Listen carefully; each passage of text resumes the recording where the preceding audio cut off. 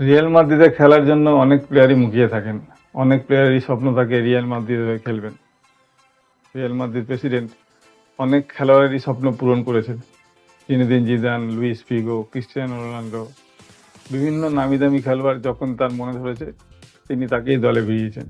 কিন্তু তিনি দলে ফেরাতে পারেননি একমাত্র মেসিকে।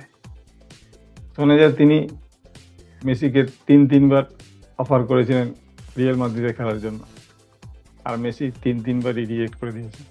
রিয়াল মাদ্রিদে প্রচুর নামি দামি খেলোয়াড় থাকা সত্ত্বেও তিনি কেন মেসিকে নিতে চাইতেন? ঘটনা হলো 2002 সালের পর থেকে রিয়াল মাদ্রিদ চ্যাম্পিয়ন্স ট্রফি জিততে পারছিল না। বাধ্য হয়ে তারা 2009 সালে ম্যানচেস্টার ইউনাইটেড থেকে ক্রিস্টিয়ানো রোনাল্ডোকে দলে ফেরায়।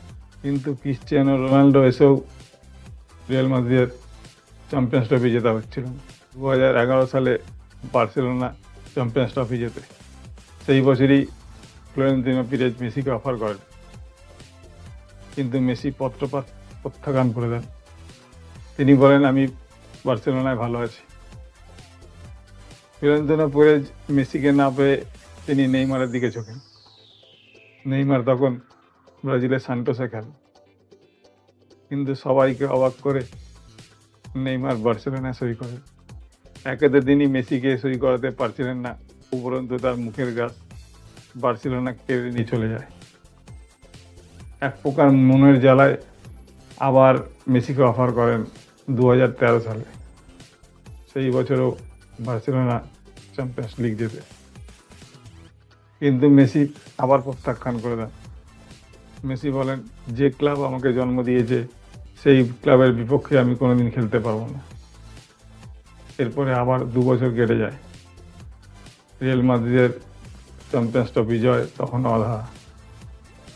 2015 সালে তৃতীয়বারের জন্য ফ্লোরেন্তিনো পেরেজ মেসিকে অফার করেন।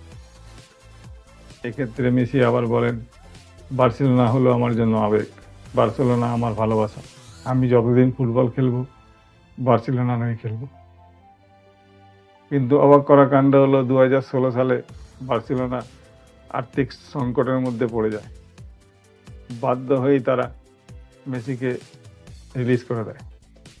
মেসি বার্সেলোনা থেকে পিএসজিতে চলে যান, কিন্তু ফ্লোরেন্তিনো পেরেজ মেসিকে চতুর্থবারের জন্য কিন্তু অফার করেননি, কোনো এক অজানা কারণে। ভিডিওটা এই পর্যন্তই। যদি ভালো লাগে অবশ্যই একটা লাইক করবেন, আর আমার ফেসবুক পেজটি ফলো করতে ভুলবেন না।